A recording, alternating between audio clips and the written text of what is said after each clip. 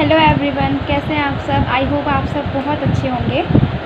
आज हम स्टार्ट करने वाले हैं क्लास 12 का macro economics chapter 1 circular flow of income. Basically ये जो है वो नेशनल इनकम का फर्स्ट पार्ट है, सर्कुलर फ्लो ऑफ इनकम। आज हम इसको डिस्कस करने वाले हैं। तो इसको समझने से पहले मैं आपको एक चीज़ समझाना चाहती हूँ। जो हमारा इंडियन इकोनॉमी है, जो हमारी मैक्रो बुक है, उसमें हमें बेसिकली 2 सेक्टर्स गिवन है हमारी बुक में। पहला सेक्टर है हाउस होल्ड और सेकंड है फॉर्म। अब हम सबसे पहले हाउस होल्ड सेक्टर को डिटेल में समझेंगे।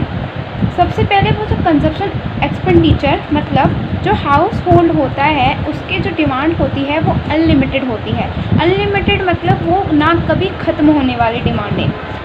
एक डिमांड ख़त्म होती है तो जैसे ही दूसरी डिमांड जो होती है वो अराइज हो जाती है, ठीक है। और जो हाउस होल्ड की डिमांड को फुलफ़िल करता है वो होता है फॉर्म सेक्टर। जो फॉर्म सेक्टर होता है वो हाउस होल्ड की डिमांड को फुलफ़िल करता है। ओके, तो वो क्या करेगा? प्रोडक्शन करेगा गुड और सर्विसेज की। कौन? फॉर्म्स। जो फॉर्म्स होता है वो प्रोडक्शन करता है गुड्स एंड सर्विसेज की। ओके, जो फॉर्म होता है वो गुड एंड सर्विसेज की प्रोडक्शन करता है। हाउस होल्ड जो होता है वो गुड और सर्विसेज खरीदता है। गुड एंड सर्विसेज जो है वो खरीदता है कौन? House hold. और जो फॉर्म होता है वो उसकी प्रोडक्शन करता है। कौन? फॉर्म गुड एंड सर्विसेज की प्रोडक्शन करता है, ठीक है। एक बात और, जो फॉर्म है वो गुड एंड सर्विसेज की प्रोडक्शन कैसे करता है?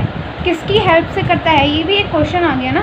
किसकी हेल्प से करता है जो फॉर्म होता है वो गुड एंड सर्विसेज की प्रोडक्शन?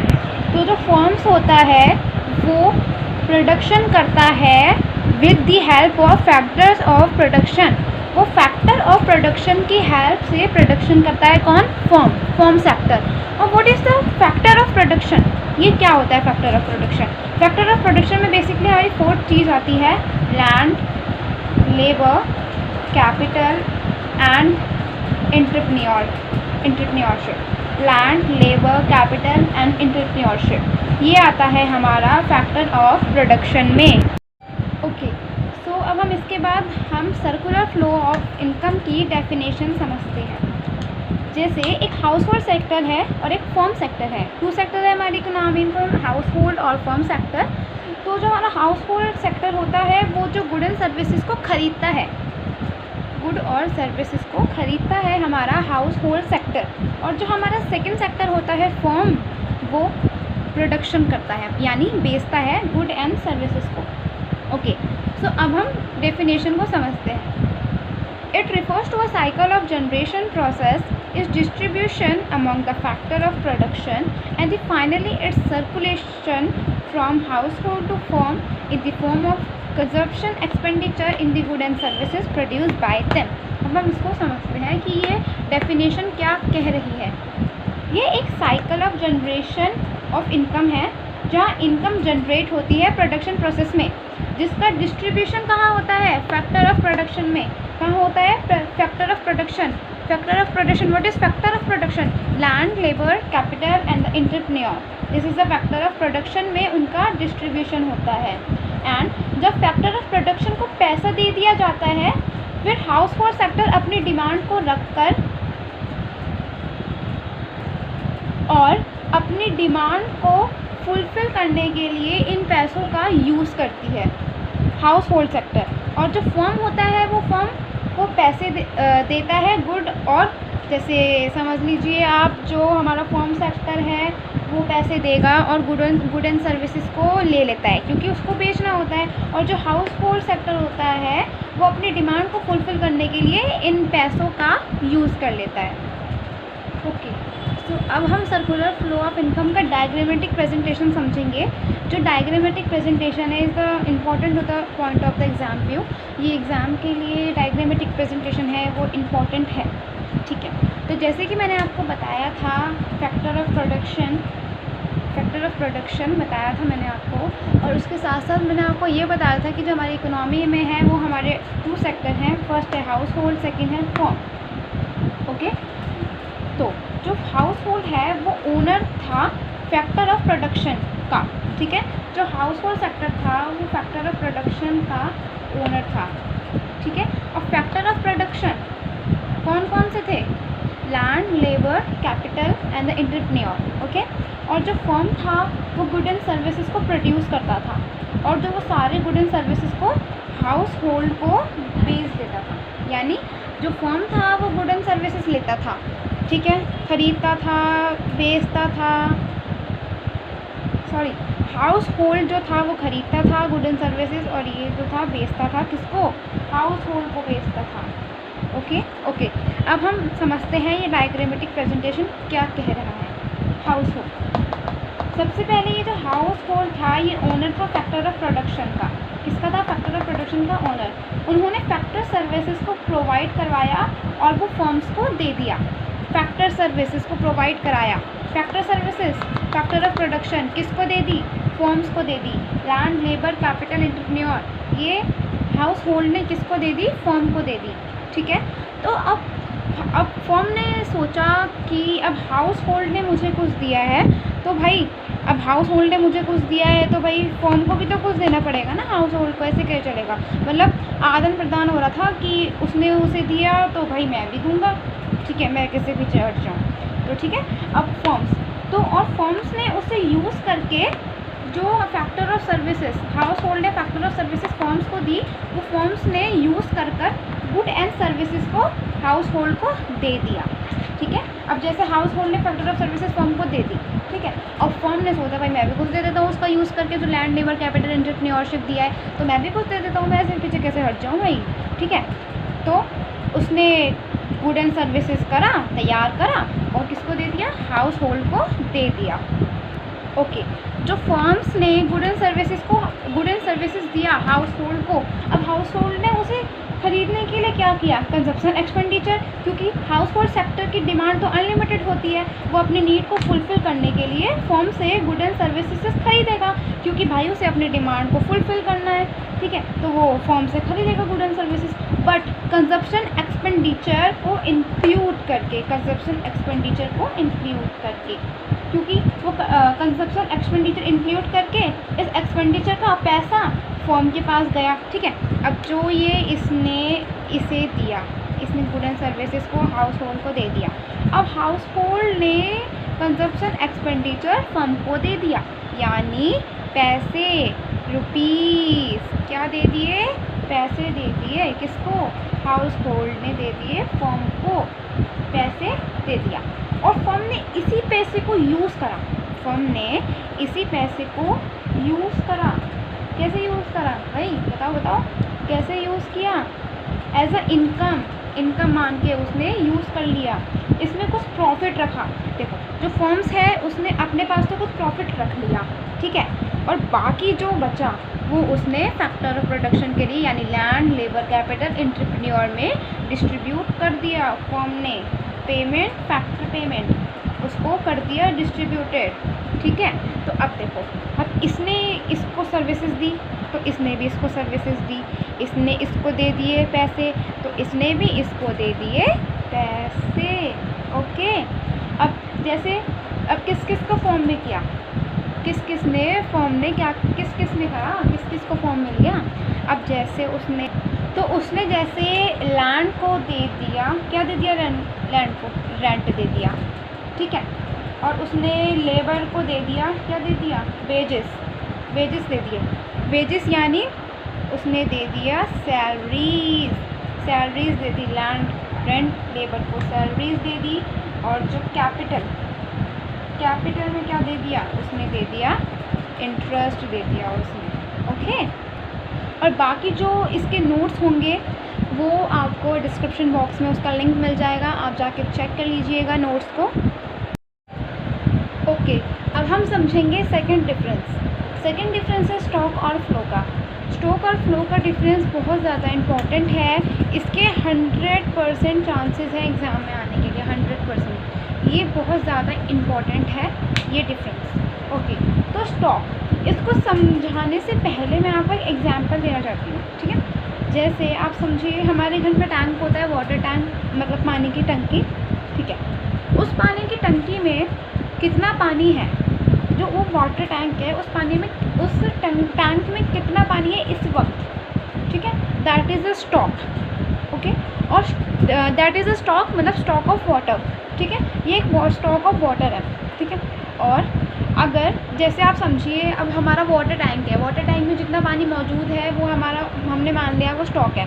और अब उस वाटर टैंक से कनेक्ट हमारे जो घरों में नल लगी होती है, टैप लगी होती है, अब जो उस टैप से पानी निकल रहा है वो है तो टैंक से कनेक्टेड। अब जो वो पानी निकल रहा है टैप से उसे हम बोलते हैं फ्लो। क्या बोलते हैं उसे? फ्लो, ठीक है। अब हम स्टॉक की मीनिंग समझेंगे कि इसका मतलब मीनिंग क्या कहता है, ठीक है। ये स्टॉक जो कि मेज़र किया जाएगा at a particular point of time में, मतलब पर्टिकुलर पॉइंट ऑफ टाइम मतलब किसी एक टाइम पर, कोई एक वक्त, कोई एक समय उस पर मेज़र किया जाएगा, ओके। और जो ये फ़्लो है, ये फ़्लो कहता है कि जो फ़्लो है जो वो मेज़र होता है पीरियड ऑफ टाइम पे। जो स्टॉक है वो पॉइंट ऑफ टाइम पे, पॉइंट ऑफ टाइम पे मतलब किसी एक समय में, कोई एक वक्त, ठीक है, कोई एक समय में वो हो रहा है, ठीक है। अब period of time, period of time मतलब कोई एक प्रॉपर टाइम, भाई उसने कोई प्रॉपर टाइम दे रखा है, डेट दे रखा है।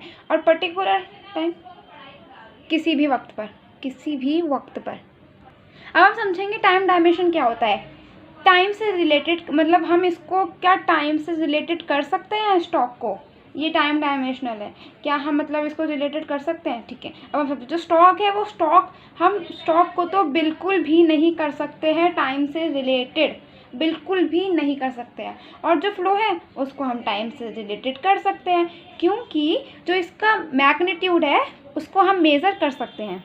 किसको? मैग्नीट्यूड को हम मेज़र कर सकते हैं, फ्लो को, मतलब हम इसको टाइम में टाइम डायमेंशन कर सकते हैं और इसमें नहीं कर सकते हैं, ओके। अब हम समझेंगे इसका नेचर क्या है, ठीक है। नेचर क्या है, ये इसका तो स्टॉक का तो है स्टैटिक कॉन्सेप्ट, ये एक मतलब ये चेंज नहीं होगा, जो स्टॉक है ये कभी चेंज नहीं होगा स्टैटिक कॉन्सेप्ट पे, ठीक है। और जो फ्लो है वो कभी ऊपर नीचे हो सकता है, मतलब डायनेमिक, ऊपर नीचे उसका तल हो सकता है, इसे हम इसका नेचर कहते हैं।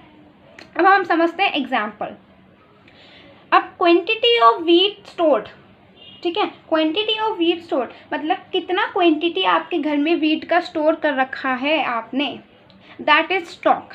मतलब आपने जो आप व्हीट है वो आपने अपने घर में कितना स्टॉक कर रखा है वो है ये quantity of wheat store example, okay. मतलब आपके घर में कितना जो व्हीट है वो स्टोर है, दैट इज स्टॉक।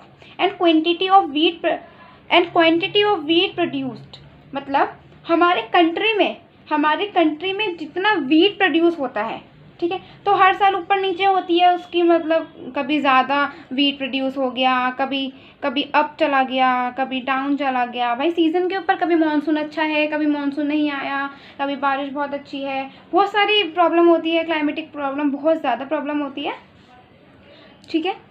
तो अब आपने समझ लिया है, ये बहुत ज़्यादा इंपॉर्टेंट है ये डिफरेंस। तो इस चैप्टर में आपको इतना ही था। मैं आपको एक चीज़ बता दूं, ये जो चैप्टर है इसमें इंपॉर्टेंट क्वेश्चन क्या क्या होते हैं। इंपॉर्टेंट क्वेश्चन सबसे पहले आता है diagrammatic presentation, circular flow of diagrammatic presentation, वो बहुत ज़्यादा इंपॉर्टेंट होता है, कई बार क्वेश्चन में पूछा गया है, बहुत सारे सैम्पल्स पेपर बोर्ड एग्ज़ाम में ये क्वेश्चन पूछा गया है। और जो सेकंड इंपॉर्टेंट थिंग है वो है रियल एंड मनी फ्लो, जो मैंने आपको इससे पहले समझाया है, जो इसका पहला टॉपिक समझाया है रियल एंड मनी फ्लो का डिफरेंस। और उसके बाद आता है स्टॉक एंड फ्लो। ये जो 3 चीज़ हैं ये बहुत ज़्यादा इम्पॉर्टेंट है, okay. Thank you. Okay, so अब हम पढ़ेंगे difference between real flow and the money flow. सबसे पहले मैं आपको ये बता दूं कि हमें डिफरेंस देते टाइम 2 चीज़ों का हमेशा ध्यान रखना चाहिए। वो कौन सी 2 चीज़ें होनी चाहिए? सबसे पहले जब भी हम डिफरेंस दिखते हैं वो टेबुलर फॉर्म में होना चाहिए, मतलब वो टेबल के फॉर्म में होना चाहिए। और सेकंड चीज़ ये है कि आपको हमेशा बेसिस लिख कर चलने हैं, डिफरेंस के बेसिस। अगर आप ऐसा नहीं करते, अगर आप टेबुलर में बना देंगे और बेसिस लिखना भूल जाएंगे तो जो आपके टीचर होंगे वो आपके मार्क्स 110% काटेंगे, ठीक है। तो अब हम सबसे पहले बात करते हैं रियल फ्लो की, रियल फ्लो मीनिंग की, ओके। सबसे पहले रियल फ्लो और मनी फ्लो में जो डिफरेंस है मीनिंग का, वो क्या डिफरेंस है देखो। सबसे पहले फर्म और हाउस होल्ड के बीच में गुड एंड सर्विसेज का एक्सचेंज होना, ठीक है। Flow of good and services by firms and house hold, good and services का एक्सचेंज होना किस में, फर्म और हाउस होल्ड के बीच में। और मनी फ्लो क्या कहता है, मनी फ्लो ये कहता है कि इसमें मनी का फ्लो होना, मतलब जैसे इसमें गुड एंड सर्विसेज का फ्लो हो रहा है फर्म्स एंड हाउस होल्ड में, ऐसे ही इसमें मनी का फ्लो हो रहा है किसमें, फर्म्स एंड हाउस होल्ड में। ओके, अब हम सुनेंगे अब हम समझेंगे काइंड ऑफ एक्सचेंज क्या क्या होता है रियल फ्लो और मनी फ्लो के बीच में, ठीक है। रियल फ्लो में गुड एंड सर्विसेज का और मनी फ्लो में मनी का, किसमें कैसे, देखो जो इसमें एक्सचेंज होता है, जो रियल फ्लो में होता है उसमें होता है गुड और सर्विसेज का एक्सचेंज, और जो मनी फ्लो होता है उसमें सिर्फ मनी का एक्सचेंज होता है, ठीक है। और अब हम पढ़ेंगे डिफ़िकल्टी इन एक्सचेंज, मतलब इसको एक्सचेंज करने में किस में ज़्यादा डिफ़िकल्टीज आती है, रियल फ्लो में डिफ़िकल्टी आती है या मनी फ्लो में डिफ़िकल्टी आती है, ठीक है। सबसे ज़्यादा डिफ़िकल्टी आती है रियल फ्लो में, ठीक है। बेसिकली रियल फ्लो में सबसे ज़्यादा डिफ़िकल्टी आती है। देखो हमने जो बार्टर सिस्टम पढ़ा था वहाँ क्या होता था, बार्टर सिस्टम में क्या होता था कि जो चीज़ें होती थी वो एक्सचेंज होता था, गुड एंड सर्विसेज का एक्सचेंज होता था। वहाँ जैसे वहाँ पे पैसों को इन्वॉल्व नहीं किया करते थे हम, ठीक है। जैसे अगर किसी को चावल चाहिए तो वो आटा देकर वो चावल ले लेगा, ठीक है। जैसे किसी को जूते चाहिए तो वो अपने कपड़े देकर जूते ले लेगा उससे, मतलब बेसिकली वो एक तरह से अपनी नीड्स को फुलफ़िल, मतलब उसकी वहाँ पे नीड्स फुलफ़िल हो गई है, उसको जो ज़रूरत थी उसको वो चीज़ मिल गई है, ठीक है। तो बेसिकली एक तरह का ये बार्टर सिस्टम ही चलता है कि हाउस होल्ड फैक्टर सर्विसेज देती है और firms good and services provide करती है, ठीक है।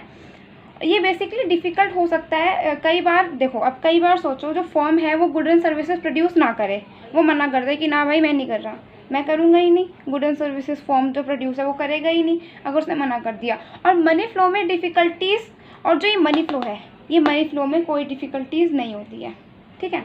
अब कैसे, अब समझो एग्जाम्पल, अब जैसे मुझे जूते खरीदने हैं, ठीक है, मेरे पास पैसे हैं, मुझे शूज़ ख़रीदने हैं, तो मैं एक सेलर के पास गई मैं, ठीक है, मैं वहाँ पे गई, उसने मुझे मना कर दिया कि मैम मेरे पास शूज़ नहीं है, मेरे सारे हो गए हैं ख़त्म।